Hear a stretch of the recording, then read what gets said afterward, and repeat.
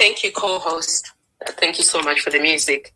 I think we're going to just start off by doing a summary as to why we are here, and the importance of having these types of conversations and discussions as citizens of Zimbabwe. So I think when this all started playing out at the beginning, we thought it was a lot of noise and it was going to go away. But actually, it is something I think that the regime had been planning for a very long time. And my view is that these proposed amendments are concerning because the potential for Zimbabwe is to slide into what I'm calling authoritarian regime. It already does exist, but I think it would get much worse if this was passed into law. And this is where the rules are rewritten, because that's what they're trying to do right now with this unconstitutional, is what I call it, amendment. The Constitution was written with our input, our contribution. So we jointly co-own the 2013 Constitution. But what they're trying to do now is to rewrite it but not by the people, but by the rulers, the few elites, and for themselves, for the rulers, so that they can continue to benefit in which they are. And what this CAB 3 does is that it fundamentally undermines Zimbabwe's constitutional democracy by violating the entrenched provisions of the 2013 Constitution. It weakens democratic accountability, because if a small group of people can do what they want, change the constitution to suit themselves, there's a lack of accountability. And it concentrates power in just a few people, so that executive power is owned by a few people. It erodes electoral integrity. We know the elections of Zimbabwe are very frustrating because ZEC is captured. But there is something about having those elections as opposed to what they're trying to do now, to completely do away with that. And it suppresses public participation. And we just saw the mediocre way in which the public hearings were conducted, where anyone with an opposing voice or anyone known to be opposition was not given the opportunity to speak, or where they spoke, the mic was taken away from them, and some of those that spoke were followed, assaulted.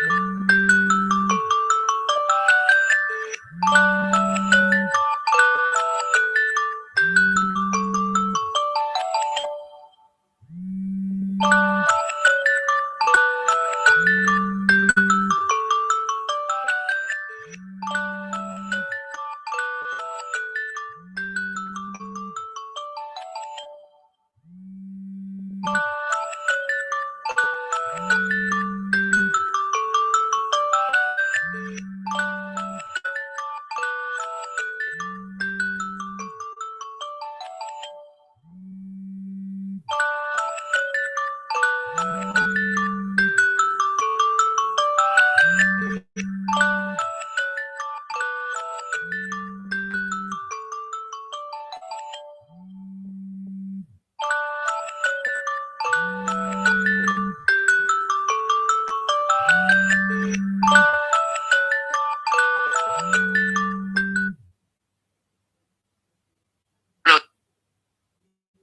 I was reading that, I was just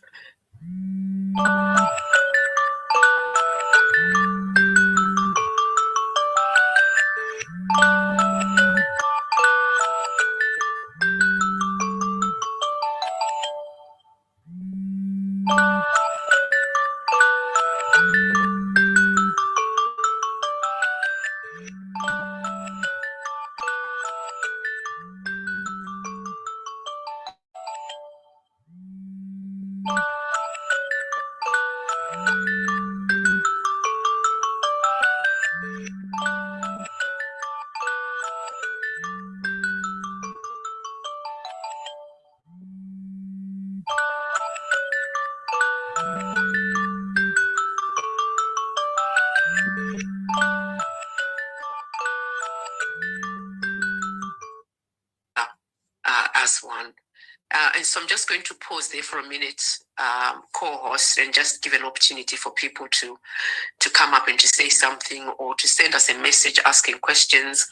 And then what I will do is probably talk to my other colleagues who are due to come on the platform so they can come on the platform and we have different voices, because we can't just have one voice talking about such an important matter. It's about all of us, and all of us need to talk. All of us need to share something. And so I will just pause for a couple of minutes. So we might get some music while I take a pause, and also a chasing of our other colleagues that should be here with us. So thank you so much.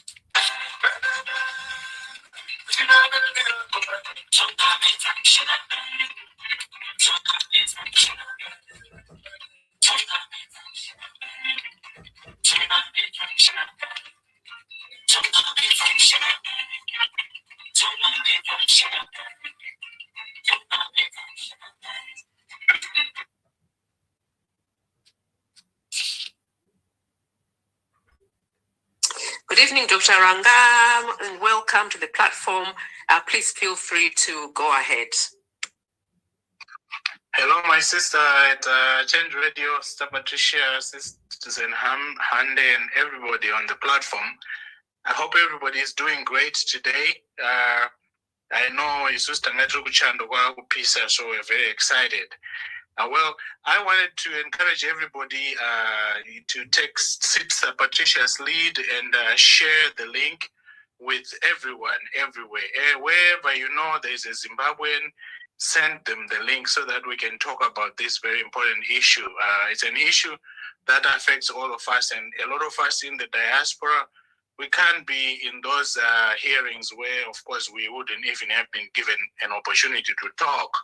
But we can talk here online. So let's share the link. Let's invite more people. Let's hear what all Zimbabweans have to say. You know, we do have voices that can be heard from a distance, and we are right here online.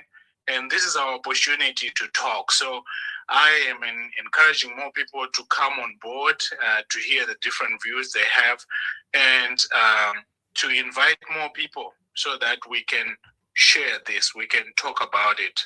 It's not an echo chamber like the echo chamber that was created by ZANU-PF, right? It seemed like we had some rallies, and yet they were supposed to be public hearings. So, which President Chamisa has called a charade, really, which means that they were like manufactured, choreographed events that at the end of the day, they are going to say, oh, out of 20.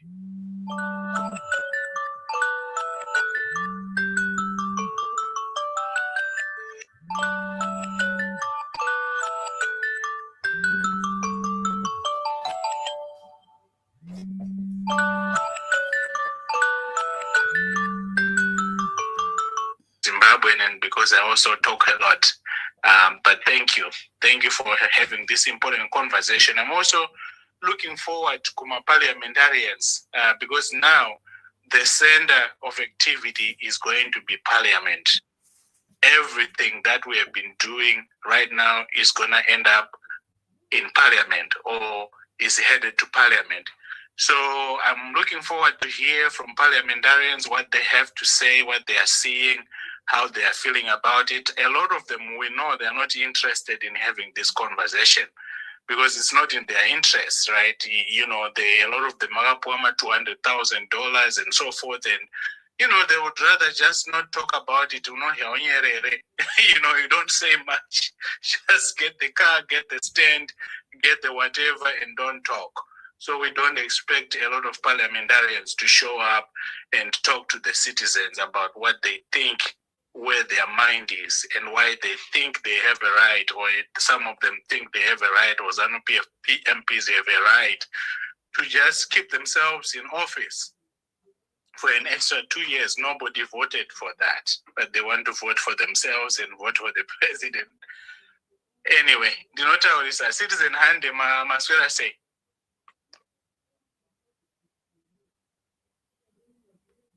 I don't know if he can talk actually at the moment, but he's okay. He's doing well. Thank you so much. Wonderful, Sister Patricia.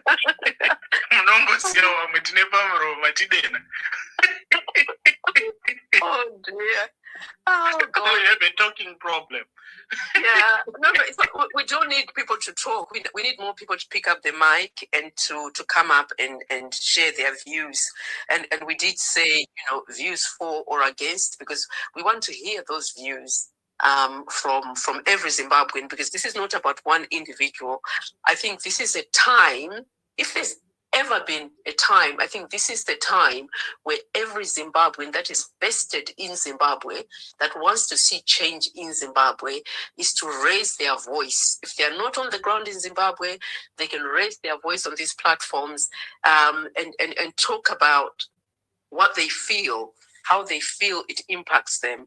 Because we all know the current situation in our country. Our country is on its knees, both when we talk about the economy, when we talk about rebuilding of the infrastructure, when we talk about hospitals, when we talk about education, when we talk about the day-to-day, people earn $100, people earn 50. The number of times I am on the phone to people in Zimbabwe, particularly young people wanting to get on with their lives, and they can't because they don't even afford 2 meals a day. They can't even afford 2 meals a day. And here we are, a regime that still wants to be in power. It's not acceptable. I think it is not acceptable. If for anything, people just need to think about how they are living, and also about the exodus from Zimbabwe. Many of us are abroad. Many more people are fleeing Zimbabwe because of the economic hardship, because of the suppression of people's voices. Can you imagine if this came into law, what would happen? We would never speak out. We would be hunted down. We would be shut down. And as we speak, more and more voices are being shut down. And so please come up. And Dr. Ranga, if you need to say more, please speak more. We're trying to bring people up on the platform. Oh, of course, Sister Patricia. Thank you. And you are hitting the nail on the head, really. We want to hear Gutima Zimbabweans. Anofunga say. Saga, come up to the mic. This Change Radio is your platform. This is where you can come and talk freely. I'm totally with Mike. It doesn't matter that the majority of people may not want to hear what anybody has to say. No freedom of the media. So, Sister Patricia Guti, kana vakabudirira nenyaya this change yeconstitution hamuchatobvumidzwa kana kutaura kana mumba menyu munenge muchiitwa zvekurussia zviya zviya. Anyway, I am exaggerating a little bit, the point being that we want to hear what Zimbabweans have to say. And this is your opportunity to say something. People like myself, I will tell you why I think this is a crazy idea that ZANU-PF even entertains, kuchinja constitution. Right now, misha zhinji haina mvura yakachena. Right now, hakuna electricity. Vanhu vakatoona electricity yavo ya once a week vanenge vachipemberera kuti magetsi adzoka. That's an abnormality. Right now, Easter iri kubva kupera, tiri kuona ma-accidents anongoitika because migwagwa haina kugadzirisika. Nguva yekunaya kwemvura iya, tinoona vanhu vari kuyeredzwa. You know, you see that in broad daylight. That's what a governing party should be working on. Right now, hatina currency iri stable as a country, but somehow ZANU-PF has abandoned all that. And their fixation is, ngatichinje constitution, ngatirambe tiripo. You know, kuramba muripo.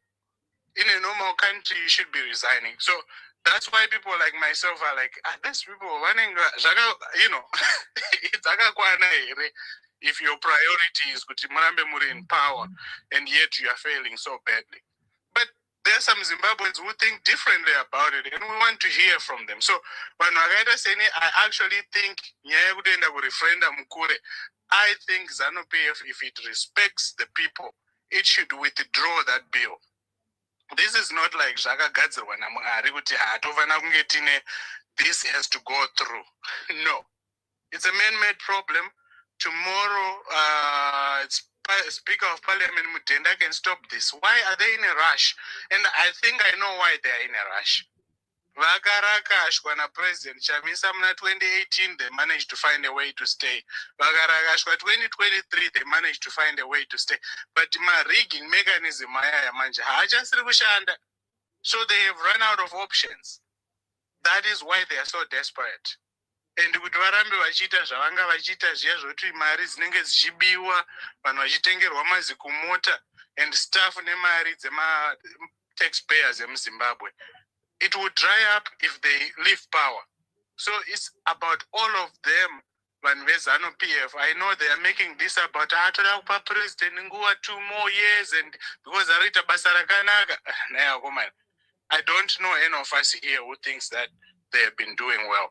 But let's hear more voices, because when a Dr. Rangata Garatino Zika and this those are just the usual. So we want to hear fresh voices that will tell us either to say this is okay, or this is bad, or this should be done differently. Because there are many things that we haven't thought about, because people are preoccupied. ZANU-PF is holding everybody to ransom.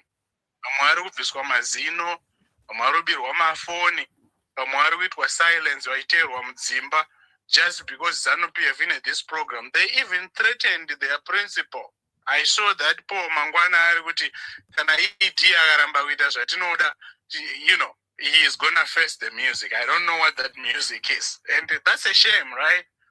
That should tell you with Sister Patricia. That's all I can say for now. But I think we should have more people. I see Dobbs, I see Sister Stella, Chapkati, Sabugubako. You know, request the mic. Come, even if you talk for 15 seconds, we want to hear what you have to say. And let's invite more people. This is our opportunity. We'll say, go educate. They get educated through discussions like the one we are having now. And feel free as a Zimbabwean. Change Radio wants to capture your view. They want to hear what you have to say. This is your opportunity. Zana is an opportunity. ZBC is not going to give you an opportunity. And Sister Patricia, I'm so excited. I see my brother here, Daniel Molokele, I hope you give him the mic because no Taka Mirira, because everything children in parliament. So we want to hear from him, and we want to hear from more parliamentarians. We want to hear from the people that my parliamentarians represent. And this is the platform for us to have a robust discussion. We see is this really what we want as Zimbabweans? I think we have seen a number of surveys. And a survey yakaitwa na President Chamisa yakavhunza vanhu pa WhatsApp channel. More than 10,000 people responded, and more than 78% said no. So I don't know what else we want to hear. Welcome to the program, Honorable Molokele, and my brother Chikwinya. Welcome to the program. Thank you so much for inviting me. Greetings to you. Greetings to everyone who is part of the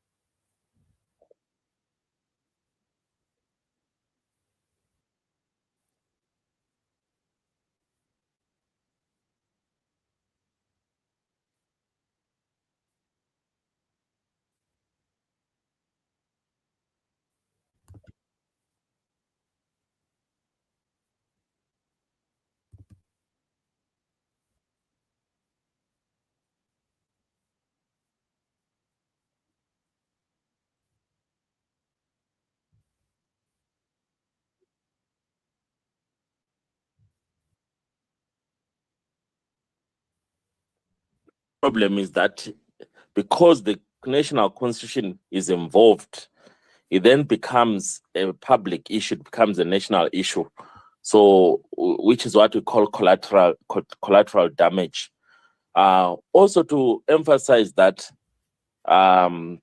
where we are with Constitutional Amendment Bill number 3, we are coming from Constitutional Amendment Bill number 2. So it's like the second half of the same game that was started by Constitutional Amendment number 2, which is a very key point for this discussion, because a lot of people in the public domain are not contextualizing it to say that CAB 3 is actually a continuation of CAB 2.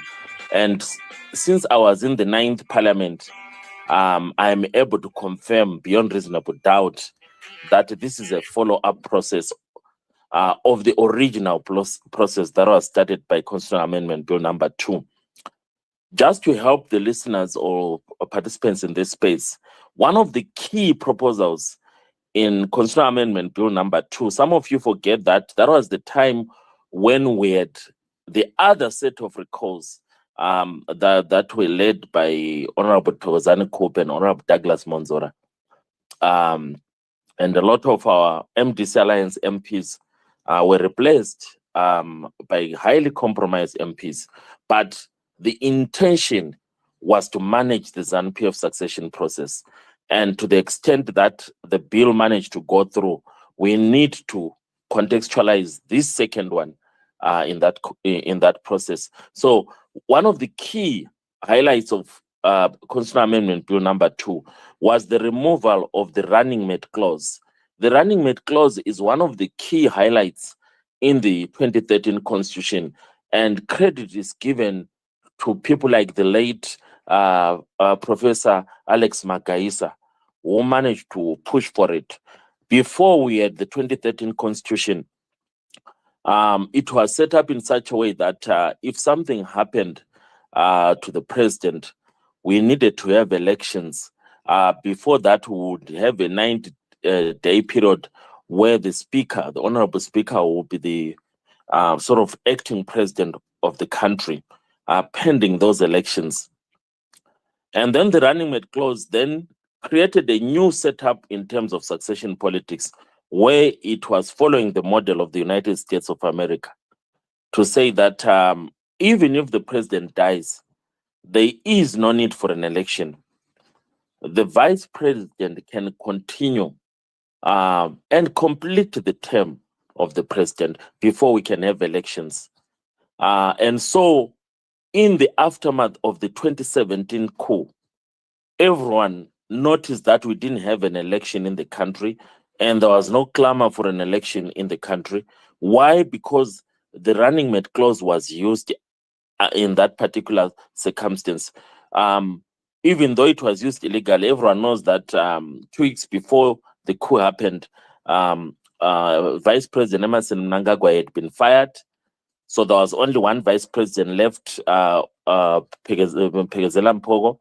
And then Robert Mugabe resigned as the president by force of the army. But before he resigned, he had not fired the vice president Mpogo. So what it meant under the same running mate clause, what it meant legally speaking was that Phelekezela Mpogo was now the next person in succession line to be the president of the country. And when the coup happened, he was out of the country. I think he was in India. He was forced to stay in Botswana for about a month and so on. But that as it may, what actually happened, despite that clear constitutional lacuna, is that they parachuted the commander of the army, General Chikwinya, and made him a vice president. And then they parachuted Kembo Mohadi and made him a vice president. And then they also parachuted Emmerson Mnangagwa from South Africa and made him a president. But the assumption was that they were using the running mate clause when they made Emmerson Mnangagwa the president, because he was finishing the term of office of Robert Mugabe, which eventually ended in 2018. So that is how important the running mate clause is. So when we had this Constitutional Amendment Bill number 2, one of its major important influence or impact was that it removed that running mate clause, and it then made it almost impossible for any of the two vice presidents to automatically succeed the president in the event of an opportunity of a replacement. So it was targeting Vice President Chikwinya, in my own view. So we are looking at a ZANU-PF succession bill that started in the previous 9th Parliament, where under normal circumstances, and we need to emphasize that point again, if you look at ZANU-PF, it's got sister liberation movements, and if you take a look across at least 4 or 5 countries, you will see that the model that ZANU-PF is using in terms of succession politics is completely in tangent to its sister liberation movements. If you go to Tanzania, they manage their succession process. Since Mwalimu Julius Nyerere stepped down, they've had about 5 or so presidents. If you go to Mozambique, since Joaquim Chissano stepped down, they've had 3 or 4 presidents. If you go to South Africa, since Mandela stepped down, they've had 3 or 4 presidents. If you go to Namibia, SWAPO, since Nyoma stepped down, they've had 3 or 4 presidents. So under the ZANU-PF constitution, we are supposed to have a Congress in 2027. And that Congress should be used by ZANU-PF if they follow the model that the other sister liberation parties are using, to actually manage a transition in terms of succession, so that ZANU-PF elects a leader in 2027, and then that leader becomes the candidate for ZANU-PF in 2028. And that's how they would be following the model of other sister liberation movements. But ZANU-PF did not do that under Mugabe, and it is definitely not doing that under Mnangagwa. What is happening is that Emmerson Mnangagwa is already ahead of the process of ZANU-PF by using the national process. That Constitutional Amendment Bill number 2 was already circumventing the ZANU-PF succession process. And to the extent that it was plain obvious that General Chikwinya, or former General Chikwinya, retired General Chikwinya, was the most likely winner of the Congress for 2027.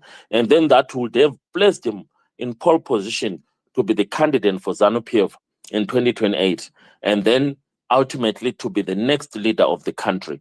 Using the model of the sister liberation movements, it was a simple and straightforward process. The ZANU-PF constitution through the Congress in 2027 was going to be enough to manage the transition. So the real point is that Vice President Emmerson President Emmerson Mnangagwa does not endorse Vice President Chikwinya as the next leader of ZANU-PF. He does not support him as the next leader of this country. So that is why the succession process of ZANU-PF is different from other liberation movements, where they are actually changing presidents all the time compared to ZANU-PF. Robert Mugabe set the bad precedent, and it looks like Emmerson Mnangagwa is following the very same bad precedent, where they are using the national constitution to block the ZANU-PF succession process, which obviously favors in the previous 10 years ago, it was favoring Vice President Mnangagwa.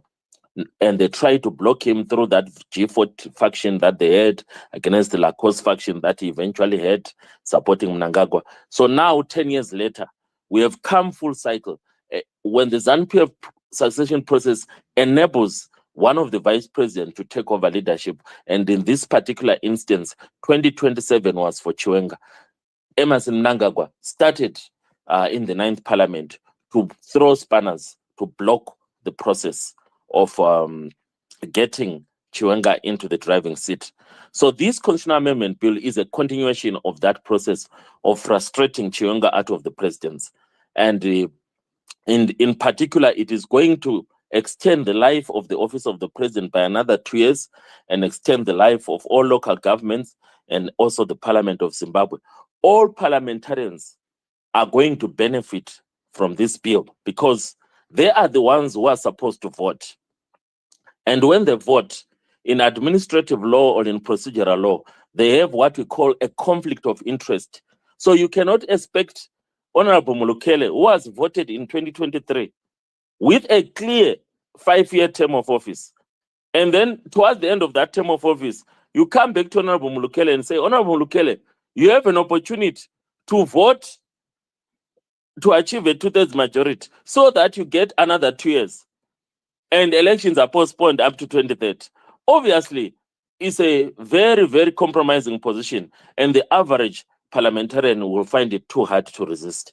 And to that extent, there is no doubt in my mind and spirit that the option of extending the life of parliament to 2030 is too sweet a deal, and the majority of parliamentarians will find it hard to resist it. So in terms of acceptance, it will definitely have universal acceptance, both in the opposition ranks and the ZANU-PF ranks. They don't need second convincing to get an extra 2 years. So why are we here? We are here because they want to exclude Chikwinya in the process of succession. By the time we are dealing with the ZANU-PF Congress next year, the national constitution would have done its job of preventing Chikwinya in succeeding Mnangagwa. So this is where the fight is. Any observer will notice that Chikwinya will not, and he has not publicly endorsed the 2030 agenda, because it will be like committing political suicide. So he will never publicly associate himself in support of this constitutional amendment bill, because it is targeting him in particular. And so it is excluding him in the succession matrix. So where we are today, we are avoiding the ZANU-PF Congress for 2027, which clearly favors Chikwinya. So we're using the national constitution, we're using Parliament of Zimbabwe to circumvent the succession pipeline of ZANU-PF, which is a very sad and tragic story to say, because our national development agenda, our national security is being compromised just to avoid a Chikwinya presidency, which is exactly what happened in 2017 when Mugabe was trying to block the Mnangagwa presidency. We are using parliament because it's the easiest option. Some of you are not aware, but the recalls that were done under the instigation of Sengezo Chabang were necessitated by the fact that in August 2023, the results of the election failed to give ZANU-PF a 2/3 majority.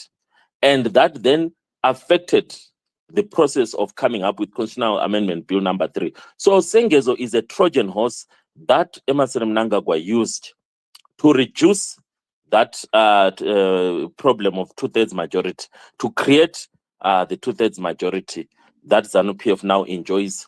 And to be more honest, it does not enjoy a 2/3 majority. It enjoys a super 2/3 majority because most of the opposition parliamentarians, under the circumstances, are likely to vote yes for the Constitutional Amendment Bill. So they will win hands down. It will be a whitewash against the no vote. So Sengezo Chabang's role was to allow this Constitutional Amendment Bill. Without Sengezo Chabang, there wouldn't be this bill, because there wouldn't be the 2/3 majority to talk about. And the pathway for Chikwinya would have remained open for him to succeed Emmerson Mnangagwa through the Congress process next year and become the ZANU-PF candidate for 2028. So where we are today, we are avoiding the option of the referendum. Some of you are aware that 2 years ago at Hlatywayo, the ZANU-PF conference, the then Legal Secretary, Honorable Chinamasa, outlined, if you go on YouTube, the conference presentation that Chinamasa did is very public, is there, where he outlined 2 barriers that were standing in the way of the resolution number 1. And he clearly explained that you have to follow the constitution of the country. You first have to make sure that you change the constitution to allow for Emmerson sort of for more than 10 years, for more than 2 terms, to go beyond 2 terms. Then you also need to change the constitution again to say the benefit should also be available for the incumbent, who in this particular case was Emmerson Mnangagwa, which is a procedural justice issue, to say that if you are the one who is in charge, you cannot change the constitution and then benefit. Maybe the future leaders can. So those were the 2 hurdles that Chinamasa explained. And in Mutare last year, they still had not moved an inch. And as you're aware, the legal affairs was replaced by Ziambi, and the Secretary General was replaced by Mdenda, who are the actual leaders in Parliament. The other one is the Speaker of Parliament.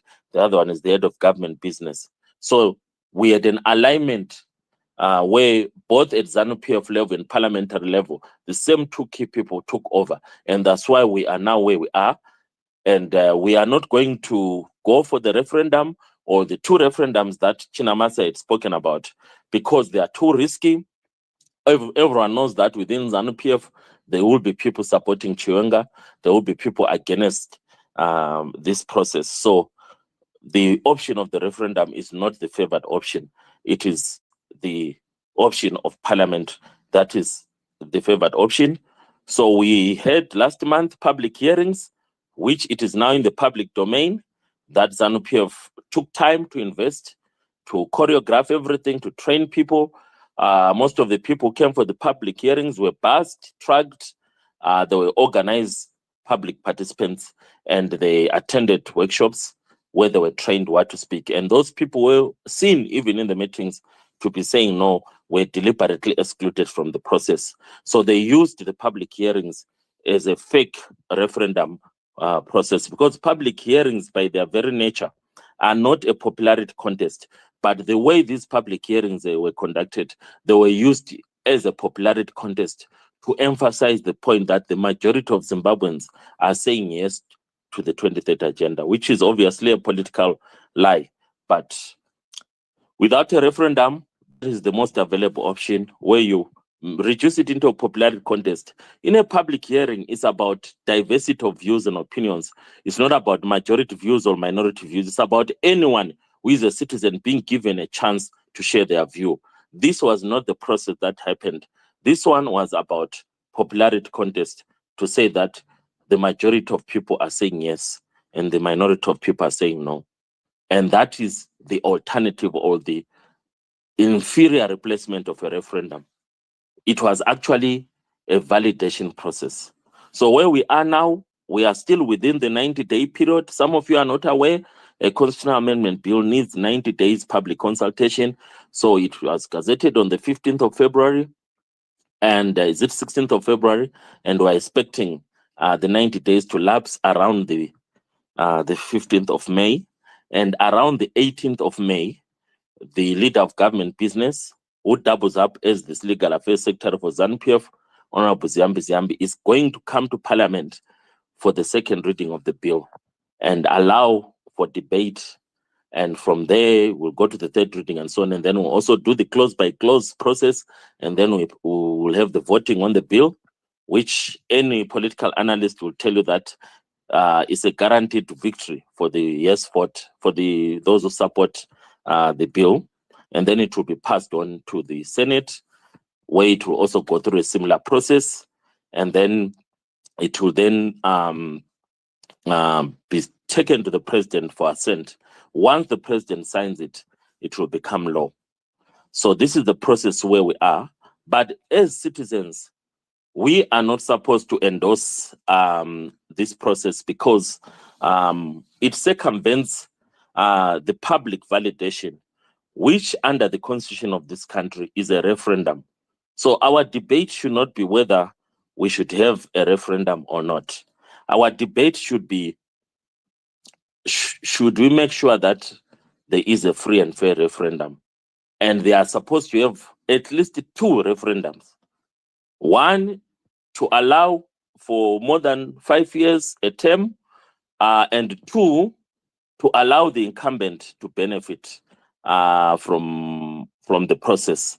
So we don't need at least, we need more than 1 referendum in this country to achieve what is being done, which was the position that Chinamasa shared at the Hlatywayo conference 2 years ago. So to that extent, we are going to have to go through this process that is highly compromised, which as citizens we are not supposed to recognize.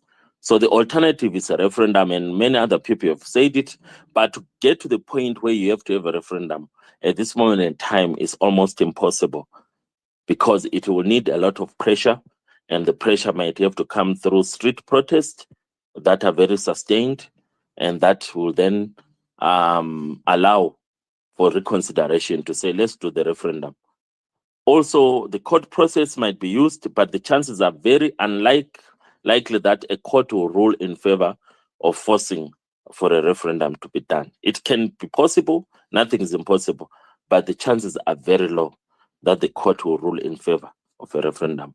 Then the third option is the most natural option in Zimbabwe, because the foundation of the political state is the military.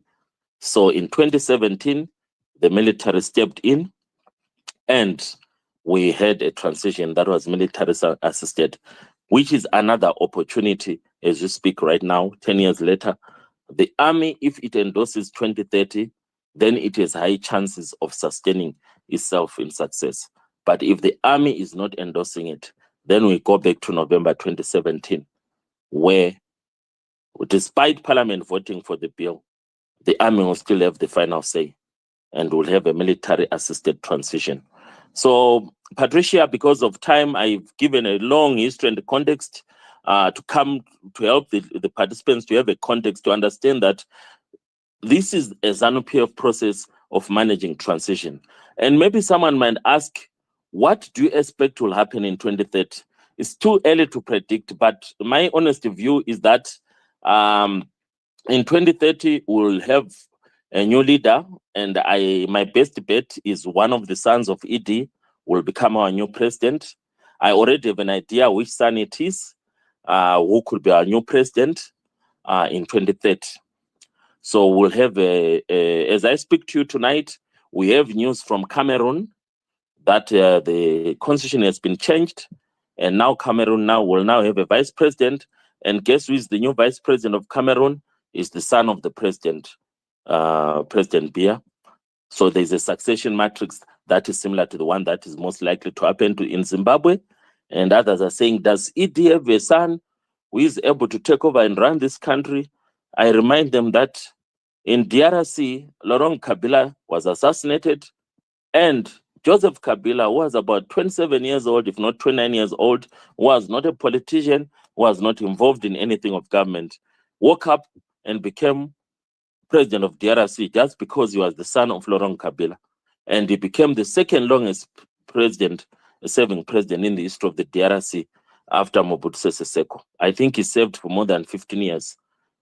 And then also King Mswati, one of the world's longest serving leaders, when his father, King Sobhuza, died in 1982, if I'm not mistaken, or in 1983, he became the king of Swatini at 18 years. And he has been king of Swatini from 1983 up to today.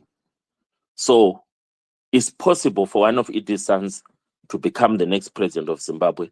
And that's what I believe is the plan at the moment, that the next leader of this country, after Emmerson Mnangagwa, will be one of his sons. I'll hand it back to you.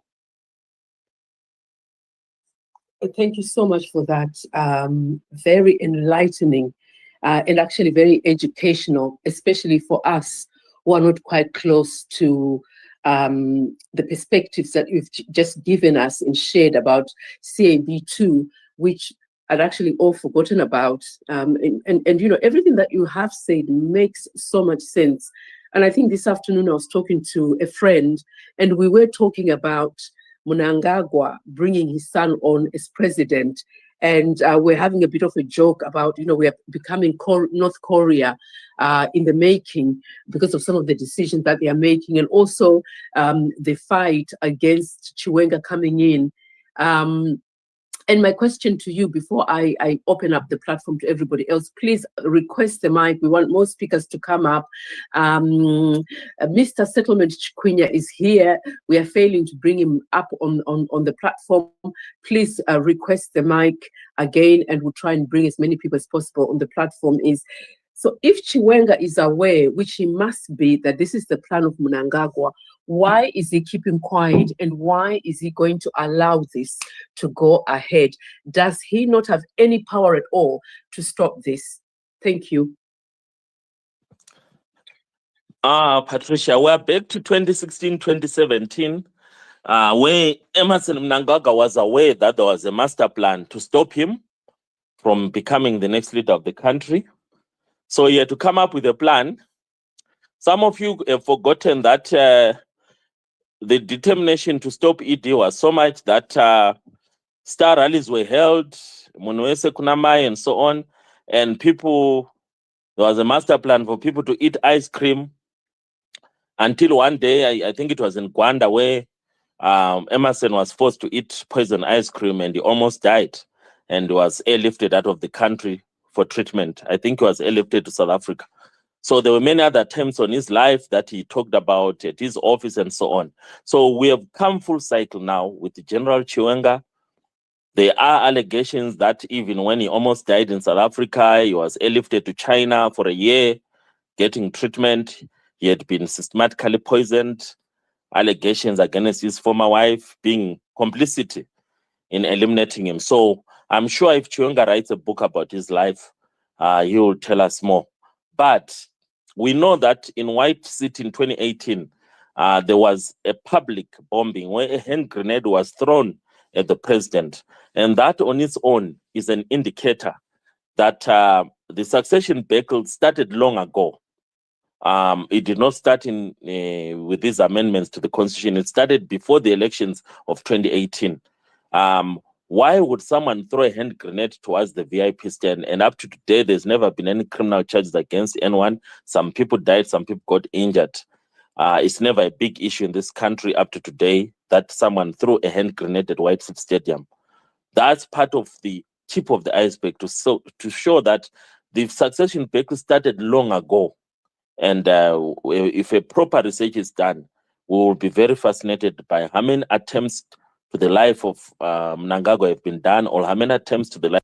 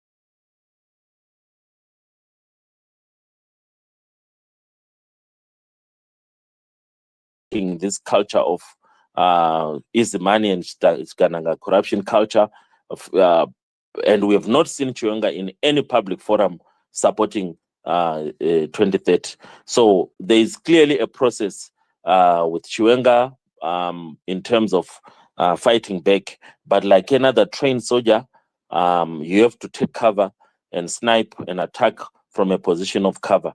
So as time goes on, there is a possibility that he will spring his own moves. Like a chess master, you have your own timing. And it might also explain why the referendum is not a popular option for ED, because it might give advantage to Chikwinya to undermine the process and no result is obtained. So we don't know how far he's gone even in the ZANU-PF leadership. You know something, Patricia? I used to talk to Shumba, Joseph Honorable Chinotimba, that one of the things about you ZANU-PF politicians is your ability not to be loyal. It fascinates me, because I used to say to Shumba, I can go on YouTube now and prove it to you that when Emerson Mnangagwa was fired, you were actually singing Munuese Kunamai. And then when Emerson Mnangagwa came back to Zimbabwe to become president, you were attacking Grace Mugabe. Within the same month, what kind of principles and values is this? So he used to laugh it off. But what Chinotimba represented is the ZANU-PF of today. It can be that even when the people are voting for the bill and they are singing for the bill, and then someone leaks on WhatsApp that we've seen tanks coming out of the barracks, the same people will start singing Gudo Huru, Mkanya, and same parliamentarians. So same ZANU-PF Central Committee or same ZANU-PF Politburo. So you cannot predict ZANU-PF within the structures. If you think I'm waffling when you have nothing to do, go out on YouTube and Google the Grace Mugabe rallies and see the people on the podium. Some of those people are prominent leaders under the Mnangagwa leadership now. So at that particular time, they already knew that the plan was at an advanced stage. Professor Jonathan Moyo tried to expose them, but he didn't find a lot of traction to prevent the coup. So you can never predict them. So within the ranks and file, there will be people who already know that there's a plan, and Chikwinya is behind it. But we will never know some of these things until they start to break out, because the average Zimbabwean didn't know that Spusiso Moyo will be on ZBC. Everyone woke up with shock and realized that something was happening before everyone could pick and make sense of it. That's why Zimbabweans were abused and used, because they were not part of the strategy. When they did those public protests in endorsement of the coup, they were actually putting the icing on the cake of something that had been planned elsewhere. We are just endorsing a ZANU-PF succession pact, which is exactly what we are doing now with this Constitutional Amendment Bill 3. It's got nothing to do with the National Development Agenda. So Chikwinya is in the mix. Everyone who is ruling him out, because they don't understand the internal politics of ZANU-PF. How far has he gone? We will know. As history teaches, time will reveal everything. So he is in the mix.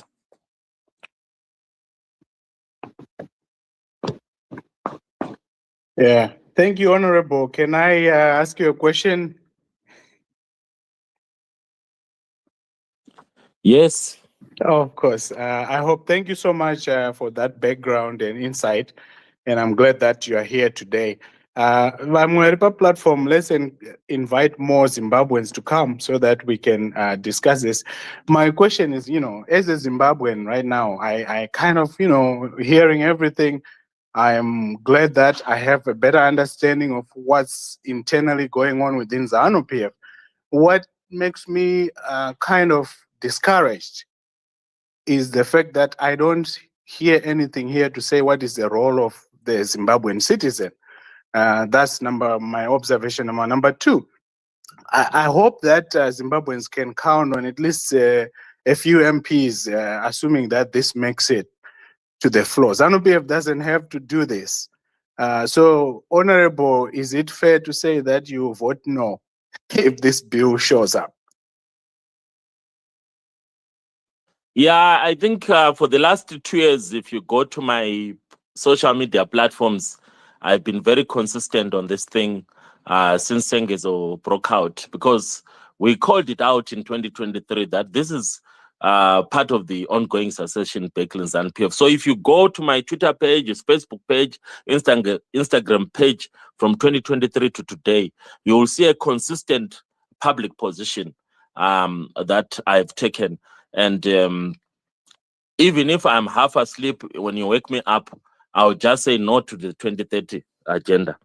No to the, because it's not about the bill. The bill is a next stage of the 2030 agenda. As you have seen, by 2030, we'll be talking about a son of Mnangagwa taking over. So this is just a step towards the main goal. The main goal is not to just change the constitution. The main goal is to have a succession plan that favors the Mnangagwa family at the end of the day. So obviously, our vote will be just for recorded, for posterity, to say that there were some parliamentarians who voted no. But it's a whitewash in Parliament. So Parliament is not going to be part of the decisive factors, because Sengezo Chabang's job is mission accomplished. So Parliament is gone. There is no way Parliament can stop this bill. So at the end of the day, we just forget about Parliament. As I've already said, is the streets of Zimbabwe, is the army of Zimbabwe who will decide, not Parliament. Parliament is a rubber stamping facility. So, Parliament. Great. Let me follow up with another question, Honorable. Thank you for that. So let's assume that the scenario Yokutuma General's takeover comes into life.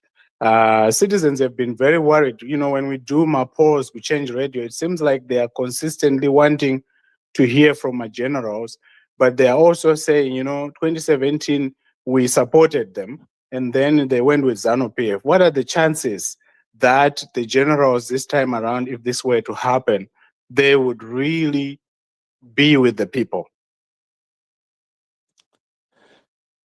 Remember that in 2017, Lacoste Mnangagwa gave the impression to the late Morgan Tsvangirai that after they had finished the transition, they will compromise with the opposition in favor of nation building. So the late Morgan Tsvangirai sort of tacitly endorsed the coup because they wanted a national government unit.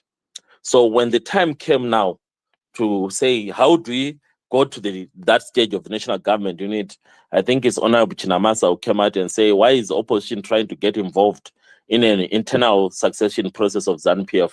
And eventually, the opposition was muscled out of the option of the government of national unit, which of course was a big mistake, because if at that time Emmerson Mnangagwa had invited Tsvangirai to come into government with some parliamentarians like Nelson Chamisa and so on, the country's direction would have gone differently. We'll be talking of another Zimbabwe today.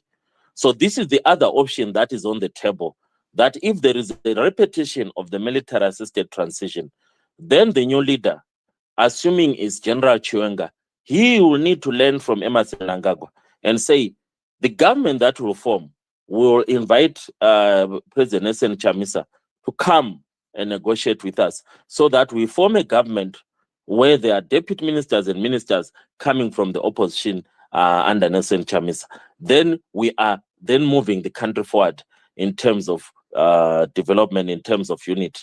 Because at the end of the day, what we learned from 2018 elections and from 2023 elections, free or fair or free and unfair, is that ZANU-PF does not have a clear mandate from the public of Zimbabwe.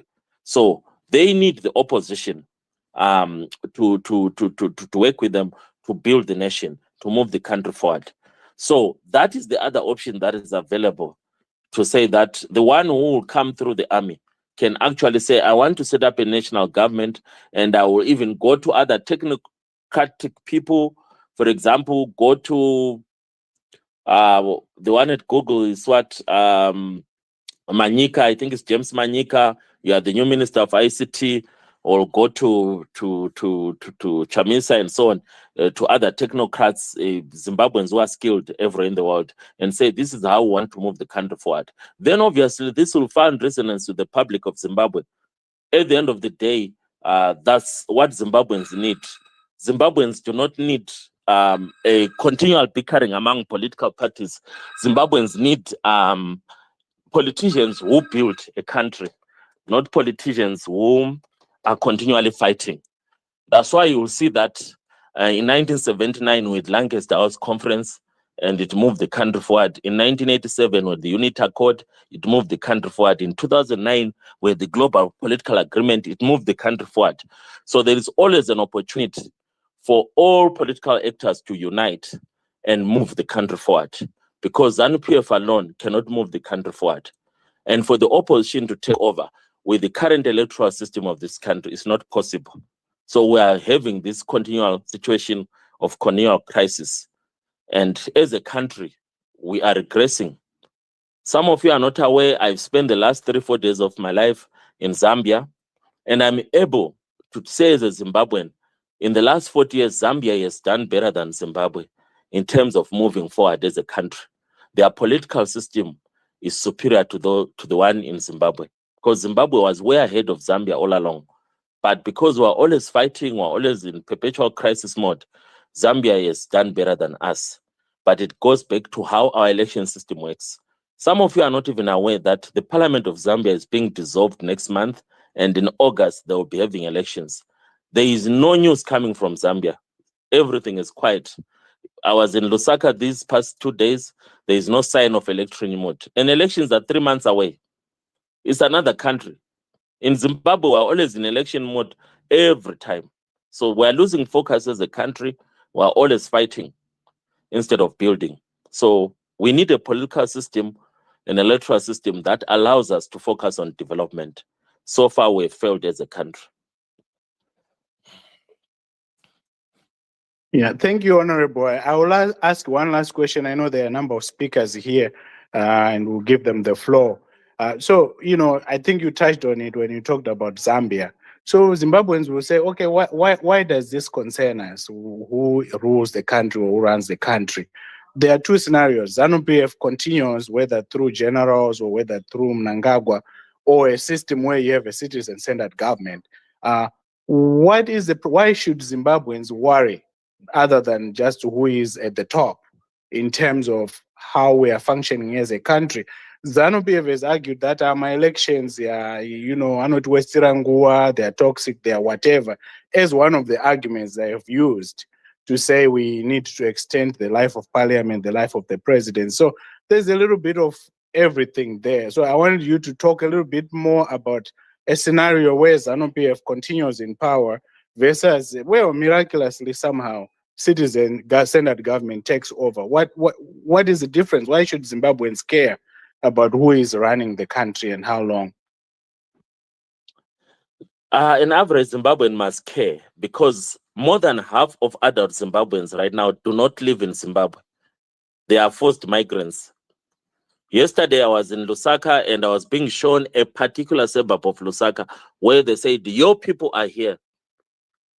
But if you go to South Africa, you will go to many places that are like that. If you go to Mozambique, if you go to Botswana. So we are the ones who are putting pressure on our neighbors, socially, economically speaking. We are supposed to be one of the greatest economies in this continent, but we are producing refugees, especially economic refugees. South Africa is an estimated of 2 million Zimbabweans. And it's ridiculous, even for me. I'm a graduate of the University of Zimbabwe. I'm a trained lawyer, but most of my adult life, I spent it in South Africa. And I only came back to Zimbabwe a few years ago, but most of my adult life, I've spent it as an economic refugee in South Africa. So we as Zimbabweans, we have a country that has potential to be one of the greatest economies. But because of our political system, we are producing refugees, even for countries such as Zambia, for Malawi, for Mozambique, for Namibia, for Eswatini, for Lesotho. We've got Zimbabwean refugees in the UK, in America, and everywhere.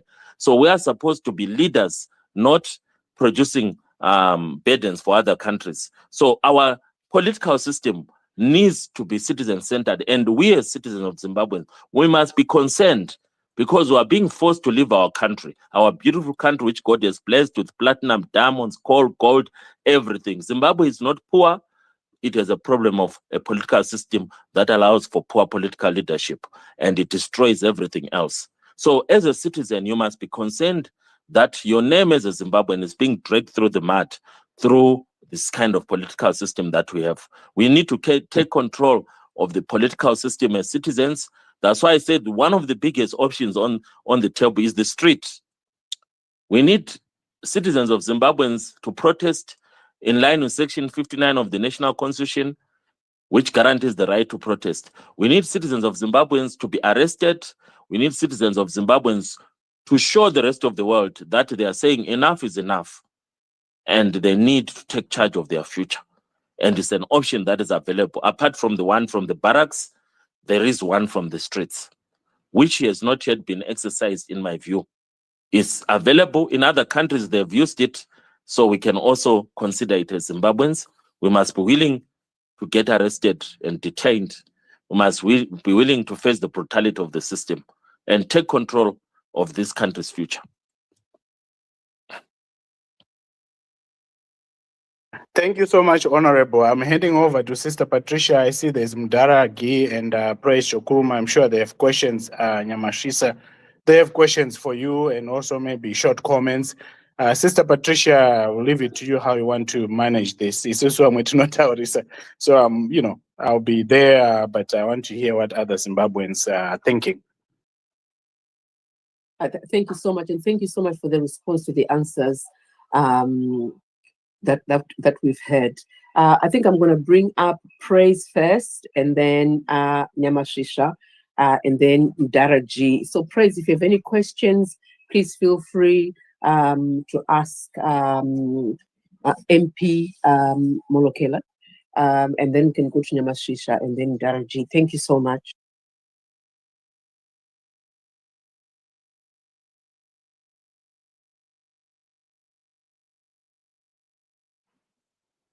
Is Praise here? If not, Nyamashisha, please go ahead. Thank you, host. Thank you, Honorable Molokele. Yeah, I think you answered some of the questions that I have in connection with the MPs in Parliament, because they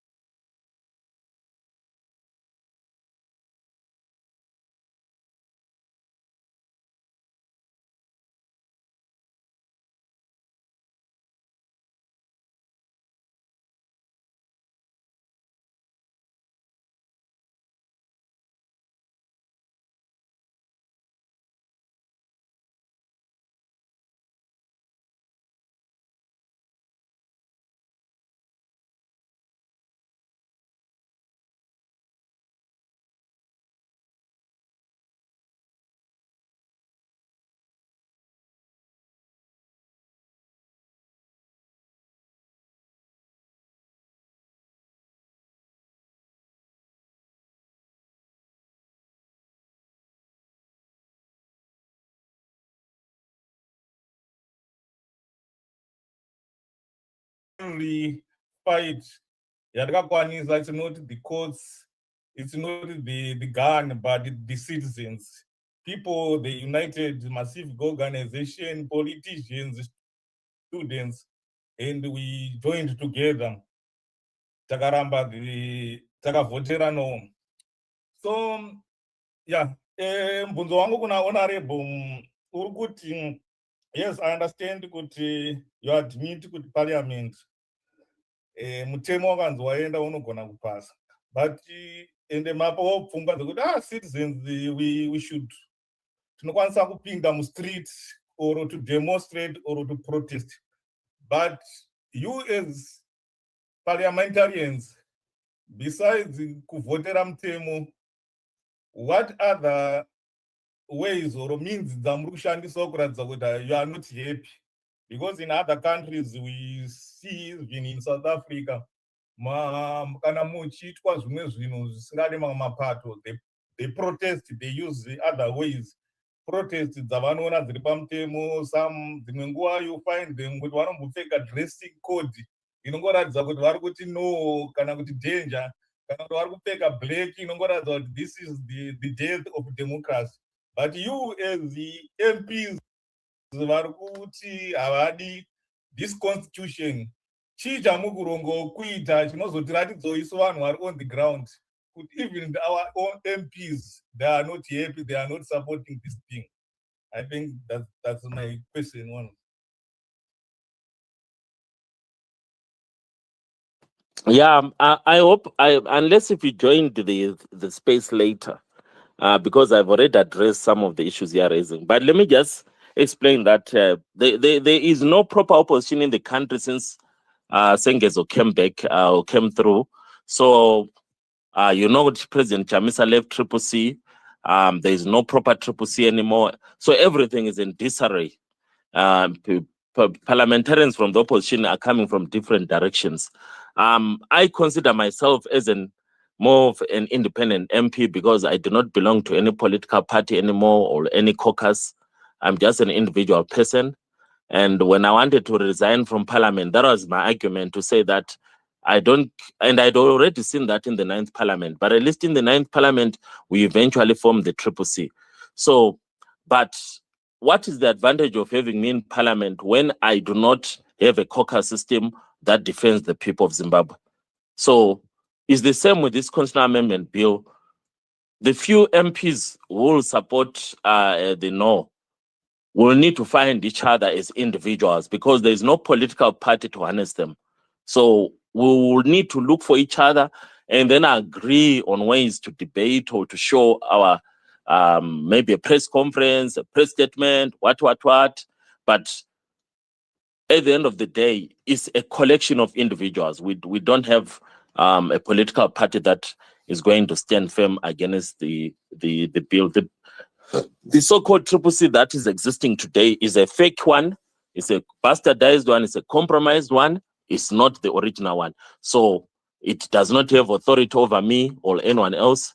Because of that, most of the parliamentarians in the opposition will just support the yes vote. And that is natural for them since it gives them 2 extra years. So the few individuals who will be pushing for no will be going public like I've been going public for 2 years now.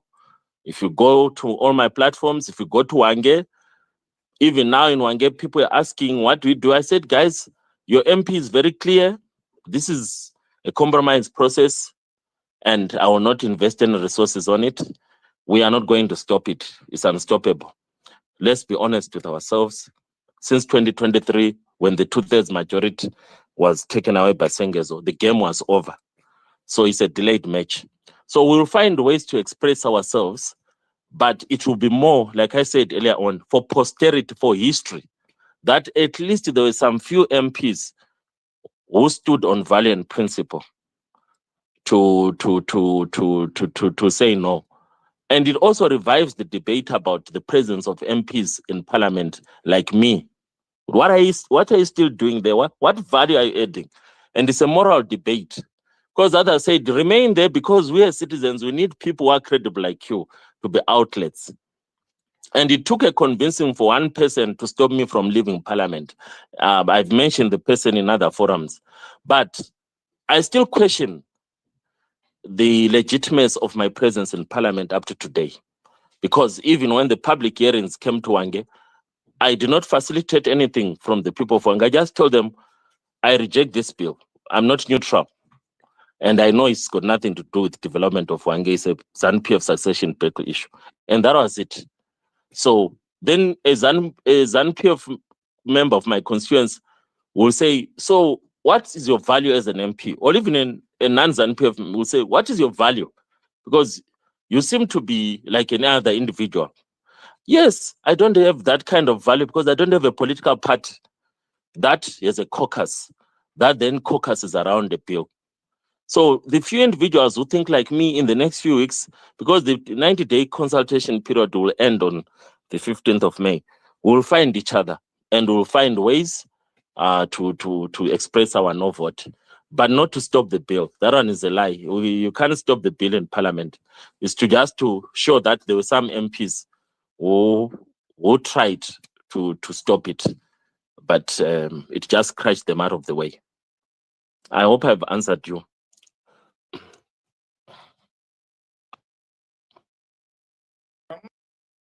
Yeah, yes, yeah, you answered me a little bit, yeah, but thank you. The other question that comes in my mind is I found out you are well connected with your community. What processes are you taking to organize the citizens in your area to fight this monster, so that we can cope in our communities and start the same processes? I actually answered in advance. I said, I said, there's nothing we can do. This is a done deal. So we need the other process of the citizen streets approach, where there is a coalition of like-minded Zimbabweans, not necessarily a political movement, but concerned citizens of Zimbabwe. Students, youth, women, private sector, churches, trade unions, everyone coalescing and saying, like in 2008, where they Save the Zimbabwe campaign, then that will be my role, to be part of that movement and to mobilize the people for Hwange Central to say, join this movement, this concerned Zimbabwean citizens movement that is saying no outside the parliamentary process. That will be my role, to mobilize the resources, to say, let's join other Zimbabweans who are concerned about what the future of this country.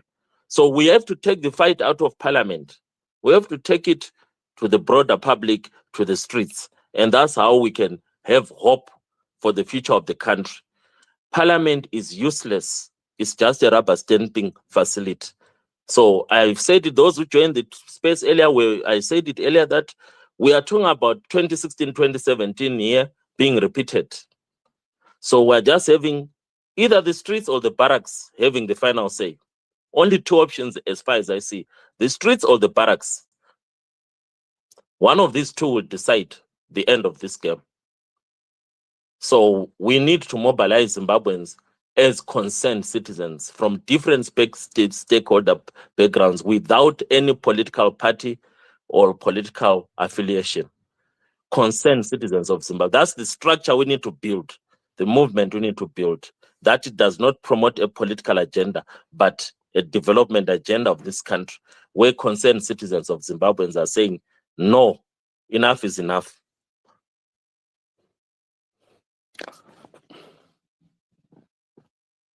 Yeah, thank you, Honorable. Thank you so much. Yeah, I'm with you.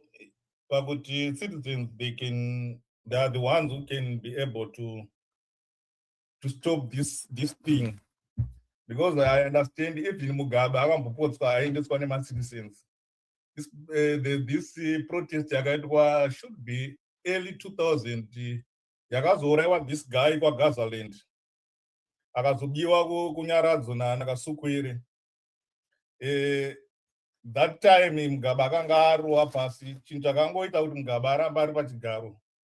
It's because we as the opposition, the civic organization, tanga tisina information ezvaitika mugovernment. Because at that time government yanga akuita run out of fuel. So ivo vari busy kuti fuel takuda kushaya fuel. Then on our side takabva tamira protest. In fact, vakabva wanza force yekuti force to stop a protest.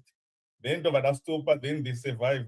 So government of Zimbabwe, that's why we don't know when you want to protest, they tried by all means, because they know the people are the most dangerous. Within some seconds. Thank you, Honorable. Thank you, the host.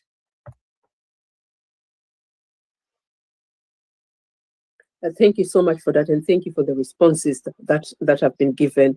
And I think it's hard to hear, hard to hear to the ear, that there's nothing that can be done in Parliament, that it will sail through, because ZANU-PF already has 2/3 majority. But it's the other two options that have been mentioned, either the army gets in and does something different that gives us a different positive outcome, all the people take to the streets. But I'm going to hand over to Dara G. And I think we've got a lot of other speakers. Thank you. And there's also Settlement Chikwinya. If you are here, please just light your hand so we can bring you on, because we've been trying to have him for a long, long time. And then after Dara G, I don't know who came first. So Zimbabwe, Emmanuel, Tatenda, and then Dobbs. Thank you. Thank you very much. And I want to put a disclaimer, Daniel, the boss G. I really have always held this view, and therefore I wrote to the principal, to the president, and I said, I will be an activist kanandiri pa social media. So at times I've had my gloves off like I am now, and to put something to what you said, I'm a graduate of Leicester University, having had a very high degree there. It's a renowned international university. I'm a graduate of Dub University and pride myself. I'm a former student leader, Zinasu, in Zimbabwe, and I was a secretary general. So I will put that disclaimer because already I've informed the principal that on Twitter I will be, on Facebook I will be very radical, and I will say at times things in a radical way, because I did mention, I told him, I wrote to him, he has it in writing. Now what I want to say, there's a comment, is that you guys messed up. You need, or you owe the whole nation an apology. We wouldn't be having this mess if you were conceptual thinkers. That's why Parliament went into limbo as soon as you guys took over. The whole of you doesn't even, I have said this to people, I've said this when we went around the country, and I'm the only person who held such view. You enabled this to happen. What you need, if you are going to be joining people, because most of you were absent when we were meeting people. So you need superior strategies to re-engage with people, not with your constituencies only, but with the people. If you had resigned en masse, there was going to be headlines. We wouldn't be having this bill today. And I did mention to people that PF is going to play a zonto on us because we have made a mistake. There are people, even when you used to do your CNA, I used to say, people, do not go. Do not go. Sit down with the likes of Timba, Nachbaya, everybody. I said, look, let's stop this nonsense. This is what caused what is happening. This was caused by us. When we were so hungry, went into Parliament for these trinkets and crumbs, and it turned up to this, because in a way, you said you're a lawyer, which is a good thing. Sitting in Parliament is rubber stamping what ZANU-PF is doing, because they will say they've got parliamentary democracy and they will pass on things that they are doing. So what you need, if it was myself, because we still have people that are vocal, yourself, who has always been with us for all this time, and I salute you for that. I've had agency at Taura, but I think there's lack of strategy in all of you. That's why this parliament is the duffest and dullest of all parliaments ever by opposition. And I'm very angry. You lack strategy. You lacked strategy. You let down the people. Dai maka resigner in mass, or dai a large chunk yaka resigner, might make a headlines. Trying this is Nima international organizations, Taibatsirika, somewhere, somehow. But here, everything that has ever happened is not just this bill that is now going through. So many have gone through under you guys, Maka Wacha, because you wanted cars, because you wanted fuel, because you wanted some other benefits. Anyway, that aside, what do we do right now?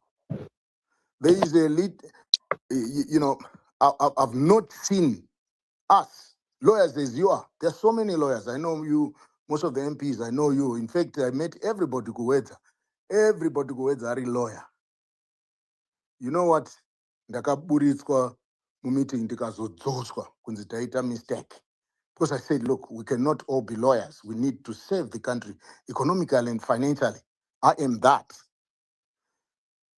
The problem we have is you, people in parliament. Is that Mdara G speaking? Yes. Dai Yeah, mama, can you Dai land? mama, yeah. Dai Please. mama resigner. It's not too late. Just resign en mass, you make headlines. Vanoda resigner vese, resign in protest of Bill 3 of 2026. You make headlines, then tozotanga kuingenja vanhu. Tiri pamwe chete. Thanks.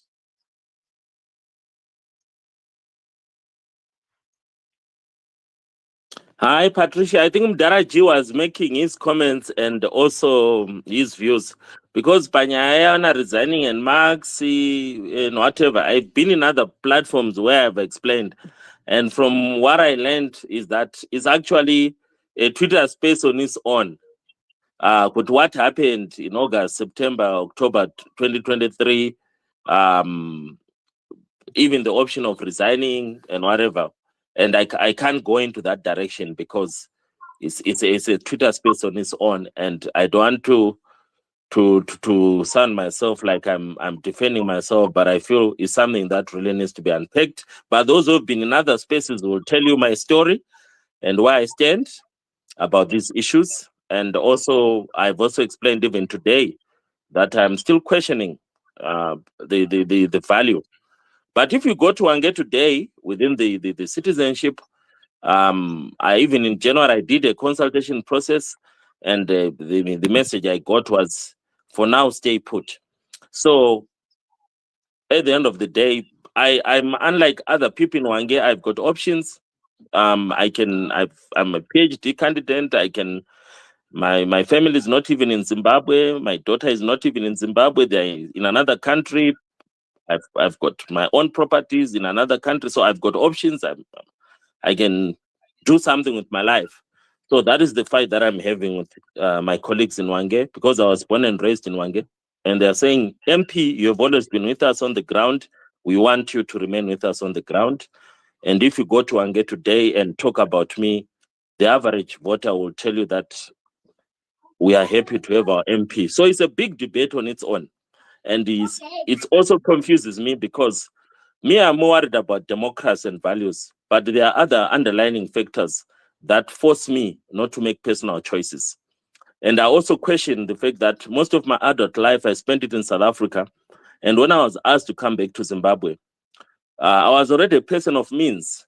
So I have to endure the attacks that are given to MPs, that they're in parliament for trinkets and so on. But I have to be humble and accept that is a universal assumption, even though at a personal level, it doesn't apply to me. So, but at the end of the day, I love Zimbabwe, and I'm willing to be attacked and crucified in public forums because I cannot then defend myself as an individual.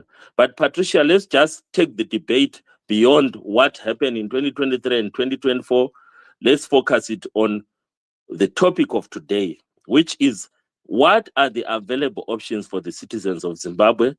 Is the referendum a reality or an illusion? Is there another way to stop this process of Cap 3? That is the topic for today, and I've tried to address it. What are the options that are available for the citizens? And if the debate could focus on the citizens coming up with ideas, then it could add value to the discourse. Otherwise, if we go back to where we're coming from, it's another Twitter space on its own, and I think it's a waste of time in my view. Yeah. So, Thank you. Honorable, Thank sorry. you very much for that. Thank you. Sorry, I was going to just going jump to say in, thank Sister you very much for Patricia, that. because there Yeah. was a question that some of our audience are asking. They're not able to come up. So, question Yavanga Warukuvunza is in direct to relation to what you have just said. Ko my citizens are in a street mangwana. What should they be asking for? That's really was the question. So you could answer it with others. Sorry, Sister Patricia. Thank you. Yeah, so the most popular opinion so far is that we are supposed to demand for a referendum, at least, and qualify it and say free and fair referendum, which is the uphill task. Because if you look at the statements that have been given in public from civil society, from trade unions, from students, from churches, Catholic Bishop Conference, and so on, they are all, even the retired generals of the army and whatever, they are all going back to that same point to say that fair and fine, the constitution is not a Bible. It can be changed. Even though in this particular case, it's clearly that it's being used as a fight for the succession back in ZANU-PF. But even in other instances, it's allowed for the constitution to be changed. So the only legal platform that is available to amend the constitution is a referendum process. So that referendum process is the one that is needed to then validate the process of changing, like to say, extending a term of parliament. There are some parts that do not need a referendum, but extending the life of parliament, extending the life of the presidents and the councillors, this one, you cannot expect MPs like me, who knew when they were voted for in August 2023, that this election was meant to last for 5 years. So 2 years before the end of term, you come back to the same MP and say you should vote whether your term of office should extend by 2 more years. That is obviously a serious conflict of interest. So there is no moral validity for any parliamentarian to vote on this matter. The citizen, the electorate, must be given a chance to have a say on this matter. And that's why the referendum is the option that has been propagated so far. It will allow citizens and the electorates to have a say. Otherwise, they cannot depend on a conflicted person like me. What if I'm excited about the opportunity of staying 2 more years in parliament? Obviously, I'll put myself first. So I'm not the right person to decide whether my term of office should end in 2028 or not.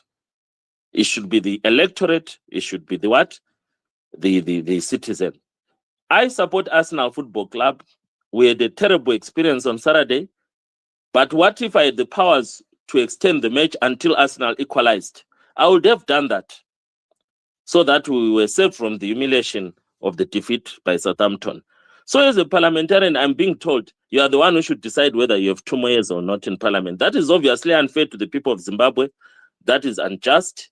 That is a case of conflict of interest. So parliament is not the one that should have the final say. It is not fair for parliament to have the final say. The people, the citizens, the electorate must be given a chance. And that's why we take people back to the referendum. I hope it makes sense to you. Thank you, Honorable, for that. Clear. Back to you, Sister Patricia. I think our time might be running out. Yes, we just do another 30 minutes and then we'll be off on the platform. But first of all, I wanted to apologize for the comments that were made, that attack on Honorable Molokele. I think we shouldn't use this platform to come and attack people. We should focus on the topic that is at hand. If anybody has any questions, any issues outside of what we are discussing today, please reach our inbox, because we want safety. We must always think about the safety of people that come to speak on this. We can't just think about ZANU-PF being the ones that attack. Emotional attacks are not safe for some of our colleagues when they come on here. So thank you very much for respecting the platform. I'll just hand over now to the Zimbabwe, I think Emmanuel Dobbs, and All We Want, and then Shamiso. I can't bring praises on here, but they're not responding to us. If you can hear us, please give us a wave. Thank you very much. Over to you, Zimbabwe. Well, thank you very much, host and co-host, Change Radio, and Ms. Patricia Shinyoka. Really appreciate you for all the hard work that you do for us. Thank you very much, and thank you very much to all the speakers, especially Honorable Fortune Daniel Molokele, Dr. Simbi Soranga, Daraji, Vadobzi, All We Want, Praise, and Nyamaswisha. Really appreciate you and all the listeners. I have a quick question. My question in short is as follows. Given that we've spent the best part of nearly 60 years, and the reason why I say 60 years is because the second Chimurenga started around between 65 and 67, and we are now in 2026, so which makes it 59 years, using the military route, according to my humble understanding. Forgive me if I'm wrong. It's all been military. Even the last time a president was removed, it was all military. Even the removal of Ian Smith, there was a heavy influence of military. Even though, yes, of course, we may say that there was a Lancaster House Conference, but the military wing was heavily involved. You know that. I think we all know that the late comrade did not make it into Zimbabwe. What's his name? Man, how can I forget his name? Tongogara. Yes, the late Joseph Magama Tongogara did not make it to Zimbabwe. Now, given that this is what has happened, is there any chance that politicians will decide and the military will decide to say, right, we are now going to give citizens the full rights and the full ability to do what they need to do, which includes going to the street and start actually educating and conscientizing citizens without any fear? Because at the end of the day, citizens will still turn to the politicians and the military to do their jobs.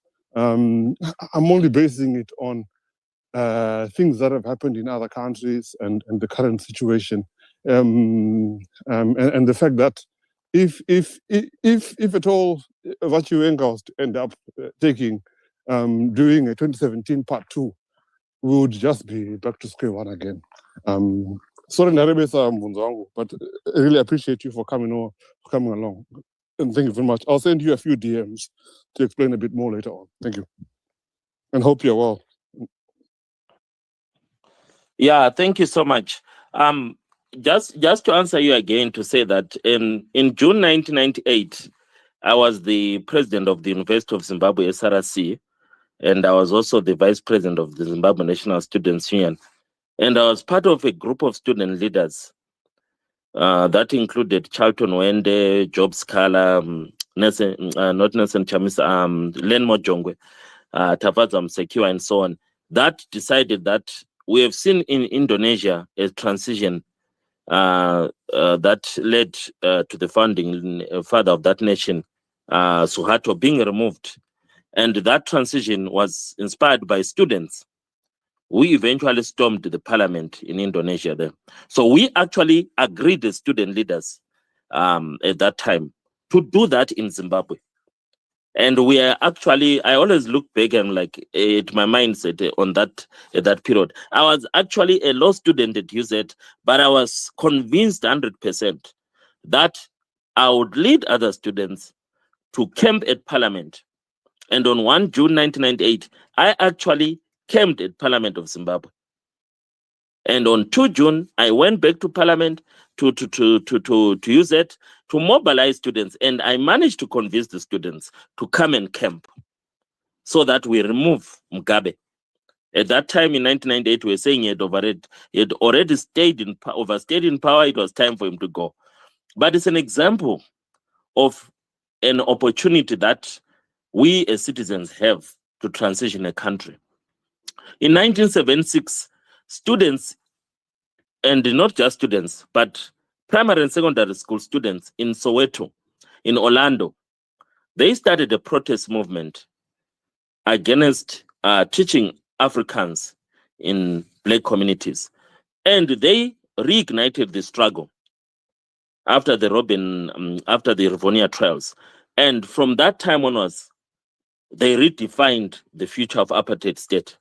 So it's possible for citizens to transition a country. We have the Arab Springs riots in the north of Africa. They are another good example, and so on. So citizens of Zimbabwe are able to change the future of this country just by evoking Section 59 of the Constitution that give them the right to protest, and they organize themselves and go into the streets and say no to this, say no to that. The way the state will respond and the military will respond is another story. But last year we saw it in Madagascar. The citizens of that country went in the street, and eventually there was a transition.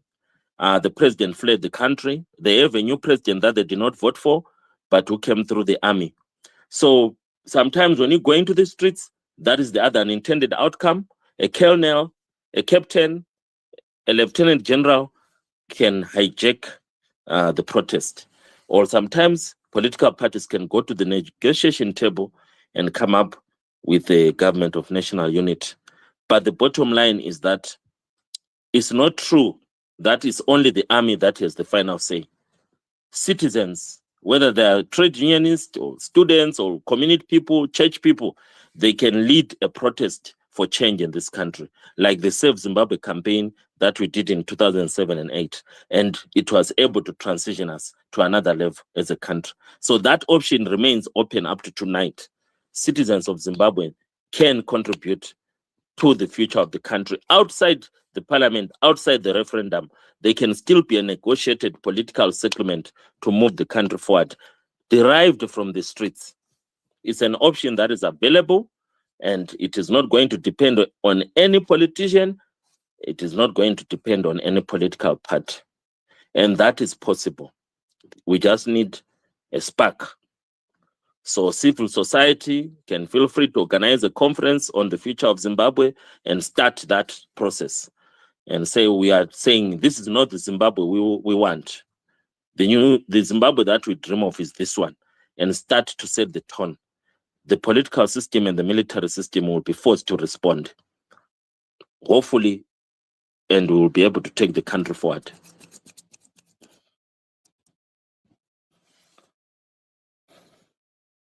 Thank you for Patricia. that, Honorable Molokele. Yes, I'm here. Thank you so much for that. I think for the remainder of the time, because we only have about 28 minutes left, is that everybody coming on, please, just one question for Honorable Molokele. He's been here for a while, since the space started. So thank you so much. So I think, was it Emmanuel that was coming on? And then Dobbs, All We Want, and Shamiso. Thank you.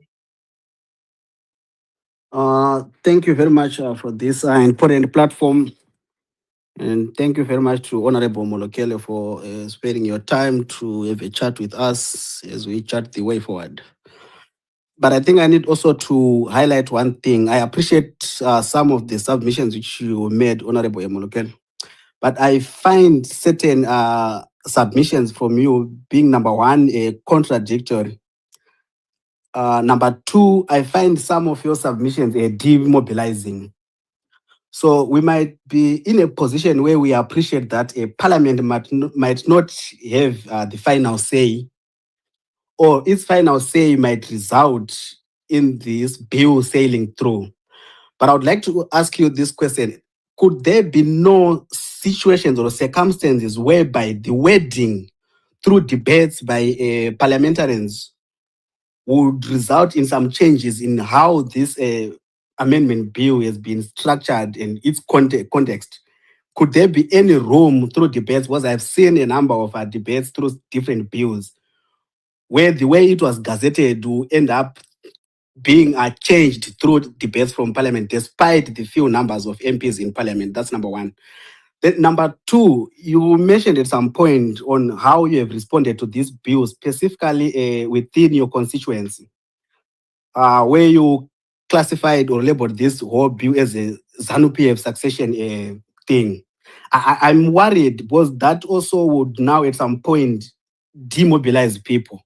The moment we limit the impact or the effect of this bill and classify it as a ZANU-PF succession issue, we risk missing an opportunity to put up a fight in stopping this bill. So it will be also now contradictory when we come now at a later stage and ask the same citizens whom we have asked prior to not partake in anything as a result of it being classified as a ZANU-PF succession. And then another thing which would now... Okay. Sorry, my Manuel, last- because yes. you are supposed to ask one question. Now it's 2 and it's going to 3. So can you allow me to respond and then So we'll I think give another I person think a I've posed chance? one question. I think I posed one 2. question, and the other I'm putting a context so that you'd understand where my question is coming from. Okay. By the way, I'm not the moderator, but maybe the moderator can help you to understand that you have already asked 2 questions. You are going for a 3rd question. Okay, so maybe I'll stop. I'll stop from here. It's okay. Yeah, so Please go Emmanuel, ahead. you raised 2 issues in case you have not noticed it. The first one was around whether the process of going through the bill in Parliament does not give an opportunity to change it in terms of its original text. Then the second one was around what you said. I told the constituents that it's a ZANU-PF succession thing, and then it might not come back, or might not want them later or demobilize them. Unfortunately, I don't think you were there at the start of the space, because I really took 30 minutes to explain that point. And I want to encourage those who join the space late to take great time to listen to the recording of the space, and then they will see the context where that point was raised. But let me respond. Every bill, from the time it's gazetted from the cabinet and is gazetted in Parliament from the first reading, it has every chance to be changed. A comma, a full stop, a semicolon, a word, a plural, a singular, everything changes the text of the bill. So even this constitutional amendment bill, the original one that was gazetted on 16th February will be different from the one that will get to the president's office for assent. I already know, for your information, that the clause around the Gender Commission, there's been processes even initiated by other parliamentarians. Mehifoshi champion, I can tell you for free that by the time we get to the second reading, it would have been considered. So there are other clauses that will be reworded and so on. So that is possible. But where we need to be honest, Emmanuel, is that the purpose of the bill is part of a bigger process that started 10 years ago. And I explained that at the start of the session with Constitutional Amendment Bill 2, that is actually the one that opened the door for Amendment Bill 3. So people are not picking the context that it's a continuation. And that's where I explained the concept of the succession battle. So if you listen to the recording, you will see that Sengezo Chabangu is part of the chess game of ZANU-PF succession. And this bill is part of that process. And we explained it at the start of this space. So the people of Wange who asked me about my view about the bill, I explained to them in detail that the records that you saw in the 9th Parliament and the records that you saw in this 10th Parliament are feeding into this process of succession in ZANU-PF. And I explained why ZANU-PF is unique from other liberation movements. It is not following its constitution to renew its leadership. It's using Parliament, it's using the national constitution. Just like in 2017, they are repeating it now. And they are putting the country's future at stake. They are compromising the future of the country. Just because in 2017 they didn't want ED to take over, now they don't want Chikwinya to take over. They drag us through their politics. That one I've explained in Wange. Those who came to me, I explained to them. They know Kuti, it's a ZANU-PF process. It's got nothing to do with the people of Zimbabwe. But at the same time, I've been honest, and we have said it in this space, that we cannot give the future of Zimbabwe to the army. We cannot give the future of Zimbabwe to the politicians. The future of Zimbabwe belongs to the people. The people of Zimbabwe, the citizens, have options, starting with Section 59 of the Constitution, the right to protest, to organize themselves into a movement, a mass movement, and say, we are not a political party, we are not a political movement, we're an issue-based, agenda-driven, concerned citizen movement, and we're worried about the future of our country. That process can initiate change beyond Parliament, beyond the barracks, beyond political parties. We cannot put the future of Zimbabwe in the hands of politicians or a politician or the army or a general. That is the mistake we're making as a country all the time. That we want Chamisa, we want Sangrai, we want Mugabe, we want Nkomo. No, this country belongs to us. It's our country. Whether someone is a politician or not, we need to decide to have the final say on the future of the country. And that's where we need to focus on. And the theme of today's space is exactly the right direction.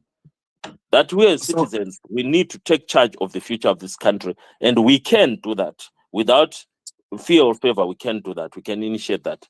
And at the end of the day, we need to get beyond that. We cannot do that on this Twitter space.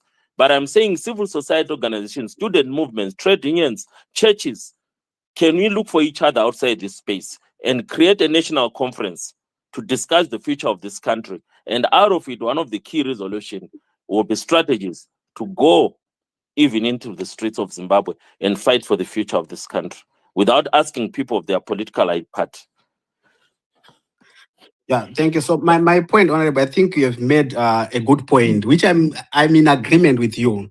So since you agree that the wording, the texture of this bill would change, my point was, why is it you cast completely doubt in what Parliament can do? Because I think you can canvass amongst those who, the progressive minds in Parliament, you can put an effort to try and put up a strong debate without necessarily rendering the whole Parliament useless, and also rendering to demobilize the citizens, say, no, this is a ZANU-PF succession issue, so wait to put a fight at a later stage. Because I think every opportunity that we are presented with where we can fight, let MPs fight.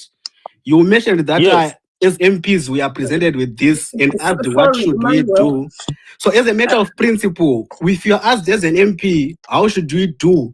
You have a role to play as an MP to say, no, I don't subscribe to this, and I'll put a fight to stop this. Not to say it's unfair for someone to ask an MP how I should respond to this extension of term. You have a duty to play. Emmanuel, I think you joined the Twitter space late. Because we unpacked this issue earlier on. I think it's Mdaraji who asked, Kuti, what is your role as an individual MP and what can you do? And we unpacked this issue. And if you go to the recording, you'll see the answer that I gave. We, the few MPs who are going to vote no, we are going to find each other. We will have ways to express and debate and protest and amplify the voices of the majority. That one I've already answered earlier on in this space. I can even mention some of the parliamentarians that I expect to join me. We are not a political party. We are not a caucus. We are just a collection of individuals, MPs, because political parties are all aligned to the 2030 agenda. That one is too late. The CCC, as you knew it, is no longer there. So the one that is there was set up by ZANU-PF, is gone. So we have already explained so go to the recording, you will see that we have already had that discussion. So in Parliament, I'll be debating just like I'm doing in public. I'm saying no. For the last 2 years, if you go to my platforms, for the last 2 years since Sengezo came, I've been saying no. And in Parliament, I'll be debating. But I know how choreographed the parliamentary processes are. I've got enough experience since 2018. The Speaker is the Secretary General of ZANU-PF. So when he sees Molokele raising the hand, he knows what Molokele will say. So I know the system. So we'll try to find ways to make our voices heard. We'll do press conferences, press statements, we'll do protests, whatever methods to represent the minority. But it's not fair for you to expect me to lie to you and say, we'll stop the bill. We will not be able to stop the bill. The 2/3 majority thing was the one that was supposed to stop the bill, and the Sengezo's role was to dismantle it. So for the last 2 years, the bill was unstoppable. This is just a delayed match. The bill is going to be passed. The question is in what format, but it's going to be passed. Thank you so much for that, Honorable Molokele. But please, we've got a queue and a way of people coming on to speak. We've only got a few minutes left now, so if I can ask the remainder of the speakers, please, to just have 1 minute of a question. So that's Dobbs, All We Want, Shamiso, and the finals, Owen Chari. And if you do speak more than the allocated time, unfortunately, I may have to mute you. Thank you so much. Yeah, thank you. Oh, sorry. I thought I was the one coming in. Order. Dobbs. It's Dobbs, okay, please. All Thank right. you. Yeah, many thanks, everybody. Yeah, because of time limit, I think the bill, as the Honorable is saying, is going to pass, not because it was supposed to pass, but because even those ones who are in Parliament, they did not do what they are supposed to do. He's going to find each other in terms of those who are opposing it. While we have engaged members of ZANU-PF, MPs from ZANU-PF, they are telling us they don't want the bill, but the reason why they are not going to vote against it, there are few in numbers. So we were thinking that people like Honorable Molokele was going to locate to identify their number and compare it with those ones in ZANU-PF, because they were opposite. And only in terms of civics organization, there are those platforms which are defending the constitution. And I'm wondering, why is he not involved in those, instead of just giving up to say it's a delayed match? And that one demoralized people who are fighting against it when he said it's a delayed match. Thanks a lot. Let me end up here for the sake of time. Sorry, Dobbs, I think you joined the Twitter space late because I have to force to explain and we don't have time. I'm not like ignoring those who are trying to fight the bill, but I was just explaining the context and we took almost 30 minutes just to explain that. So I cannot demoralize a person after I've explained. Unfortunately, you are just getting the part where we're saying it's a delayed match in terms of the outcome.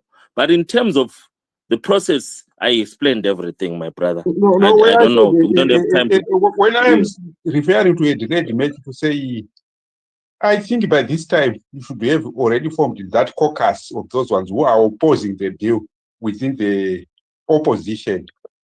And then we're going to link you with those ones in ZANU-PF who are considering voting against it if it is stopped, because they understand the implication if it fails. If it fails, it sells through. That is what I mean. So, Dobbs, just to make you be more realistic, there is not even one ZANU-PF MP who is going to speak in that assembly against the bill. That one, you have to come back to earth on that one. It's not going to happen. It's not about speaking. It's about parliament against the bill. It's about voting against the bill. Okay, but the voting process. The voting process, in case you are not aware again. Anyway, we will need another space, Patricia, to explain how we vote for a constitutional amendment bill, because it looks like we need to educate the public. So it's not about educating us, because it's those MPs from ZANU-PF whom we have been. But please, but those MPs, they don't exist. We know that if they exist, then Dobbs should link me up with them outside this space. Is fine, but I can assure you, as a public, that a single ZANU-PF MP will not speak in a debate in Parliament against the bill. That one I can assure you. It will be the biggest shock of the year. What? So unless if you don't understand how the Parliament system works, even us who are supposed to speak against, we might fail to even speak because the system is set up in such a way that they will exclude us. If you saw the public hearings, that will be the repeat in the National Assembly. They will be knowing that Molokele will give a chance with that tower. So the speaker will have a way, or give me a chance and then say out of order and then call the ZRP to throw me out. But there will be ways to stop anyone who is saying no. But a ZANU-PF MP will not stand in that National Assembly and debate against the bill. It's not going to happen. And then the voting process, let's create another space so that we make sure the public is aware how hard it is for a ZANU-PF MP to vote against the bill. I'm listening with one here, so let's end up there. And just end up with your way. But I was sharing this Twitter space with one MP, ZANU-PF. Link me up with them outside Twitter, because I don't have a problem with meeting a ZANU-PF MP who is against the bill. Link me up with them outside the space. I'm ready to meet them. I have not met one ZANU-PF MP who is against the bill, so I'm happy to meet one. Dobbs, link me up outside this space. Thank you so much for that, Honorable Molokele. And even if the ZANU-PF MPs, even if there were a few were against it, they would never vote against it. I think even in the UK, we see, okay, it's a bit open here and there's a bit of democracy, so some will vote against, but some will just abstain from the process.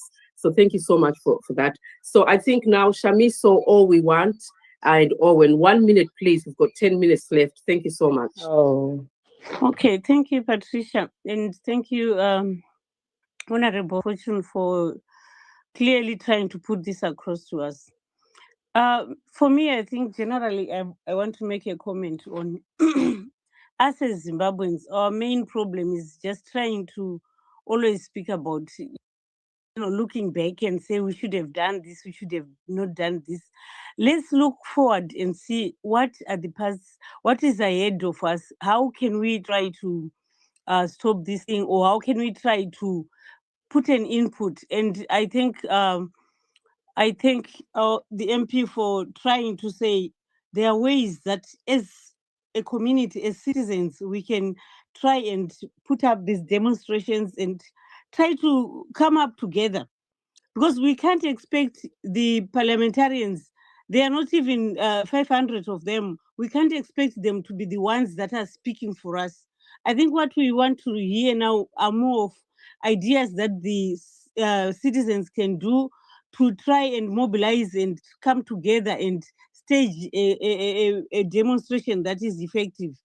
Otherwise, talking of the MPs that they should do, to speak up or not vote, it will not help, because that is not going to happen. We know the structures, we know how ZANU-PF has already taken over opposition. So for me, I really appreciate the point that he was trying to put across on trying to speak to our small groups in our communities, trying to mobilize each other, maybe the churches and so forth, and make a strong group with the students. So for me, that's my takeaway. I can't even ask any other question, but I'm saying those things are the things that we should emphasize and try to amplify the voices of people that are going to speak out. Those people that are not MPs, let's not always wait for other people to do these things for us. As a community, as citizens, let us focus on how we can do this and how we can actually try to come up with change as citizens, not to look at the MPs doing it for us. They won't, they can't, they are just a few. So for me, thank you very much for your speech. I came in a bit late, but I really appreciate what I heard and the points you were putting across. Thank you very much. Thanks, Shamiso. Thanks. Just to highlight, Shamiso, that I was admitted at UZ in March 1995. We actually had parliamentary elections that year, where ZANU-PF completely dominated. Then in 1996, when I was at second year at law school, we had a presidential election that Mugabe eventually contested alone. The Bishop Mzorewa and Stole withdrew. But in 1997, when I was in third year, I was part of a new process called the National Constitutional Assembly, which hosted the National All Stakeholders Conference that said we need to redesign the future of this country. And that process was what I'm talking about today, to say that ZCTU came, ZINASU came, and other stakeholders came, and we created the constitutional movement. And by 2000, we had a constitutional referendum. But out of that momentum of the NCA, that's where the MDC comes from. When we formed the MDC in 1999, the momentum was coming from the constitutional movement. Morgan Tsvangirai was the Secretary General of ZCTU, but he was the chairman of the National Task Force of the National Constitutional Assembly. And I was attending National Task Force meetings because I was the vice president of ZINASU. So I'm saying youth, women, students, trade unions, churches, business people, all different stakeholders must have a national conference for the future of this country and create a movement to say, as concerned citizens of Zimbabwe, we are saying we are having a final say. This is our country. It does not belong to the politicians. It does not belong to the army. It belongs to the people of Zimbabwe. That's how you take the future of the country. And we remove our robes. Honorable Molokele is a concerned citizen. Student, what is a concerned citizen? Nurse, what is a concerned citizen? Teacher, what is a concerned citizen? Bishop, what is a concerned citizen? That's what we need. Exactly. Concerned citizens without any identity. As long as you're a patriotic Zimbabwean who is worried about the future of their country. That's how we formed the National Constitutional Assembly.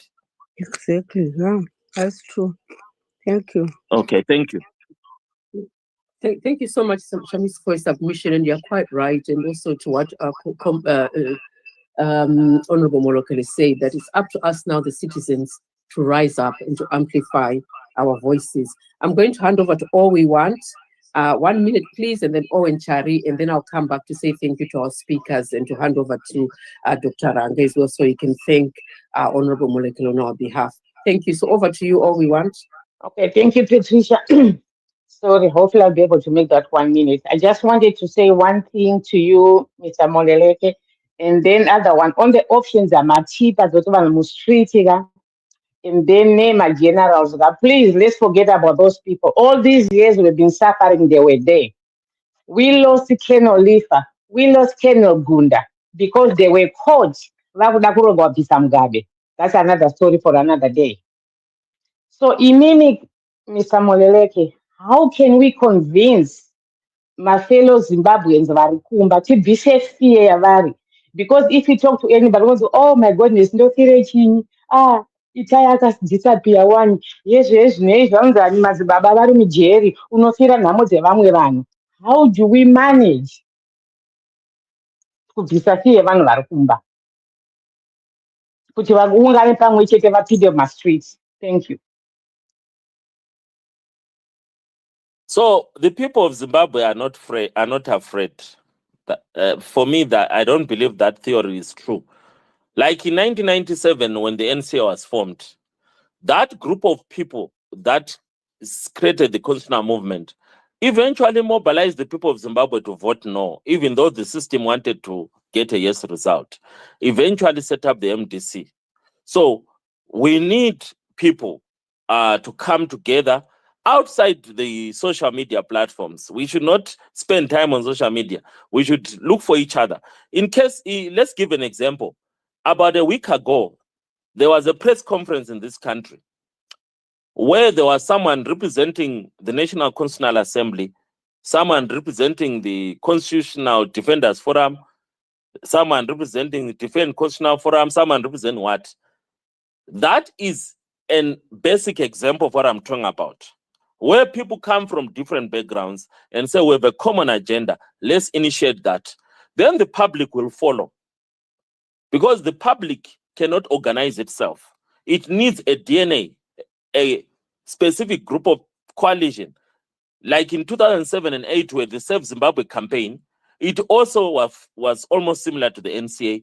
It was a conglomeration of different different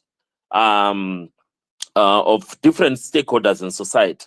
That does not need social media. That needs people finding each other outside the space.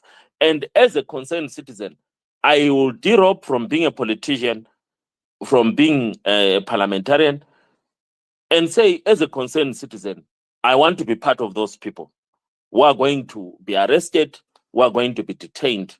And their message is, Zimbabwe belongs to us, not to the army, not to the politician. It belongs to the citizens. That is the way out for Zimbabwe. Otherwise, soldiers will continue to take advantage of us. Politicians will continue to take advantage of us. We, the people, will continue to go into the diaspora. More than half of the people attending this space are not in Zimbabwe. That is not normal. That is not acceptable. This is our country. And it's not a poor country, it's a rich country. But only a few people are eating. And the majority are poor, and the majority are refugees. That's what we need to change. That's the message we need to change. And it will find resonance in Wange, it will find resonance everywhere in Zimbabwe, that we are not fighting for a person, we are not fighting for a politician, we are not fighting for an army, we are not fighting for a parliamentarian, we are fighting for our future, so that the Zimbabweans who are being born today, they will inherit a different Zimbabwe from the one we have today. This is our country. That's the message you are giving people today. Citizens, organize, don't agonize, and take charge. And politicians and the army will follow your lead. That's what will happen. It has happened in so many other countries in the world. We've got a lot of examples: Velvet Revolution, Spring Riots, what, Arab Springs, what. But the politicians and the army will follow later. For now, let the people say we are taking charge of this country.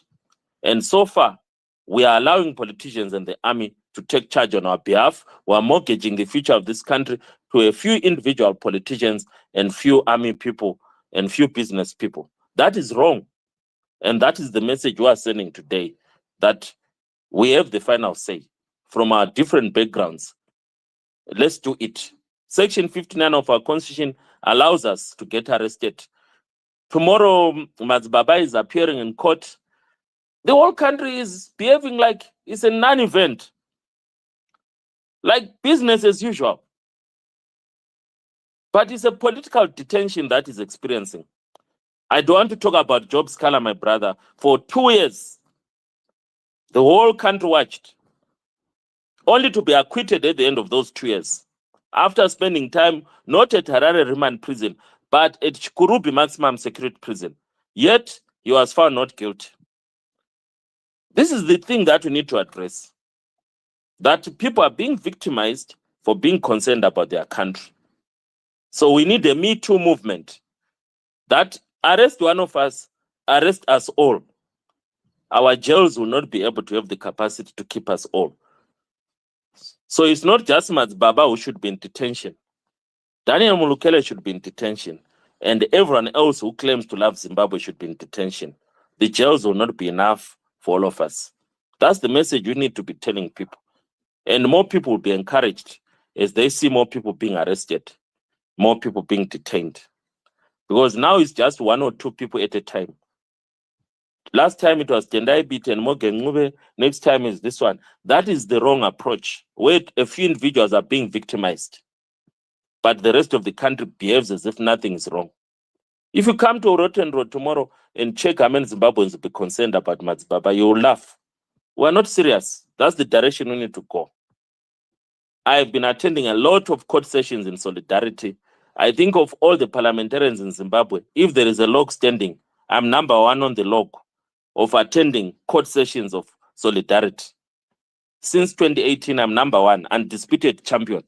But the bottom line is, the message that I've learned is, people are willing, but they need leaders. They need people of status to sacrifice their life of comfort. And that is the starting point.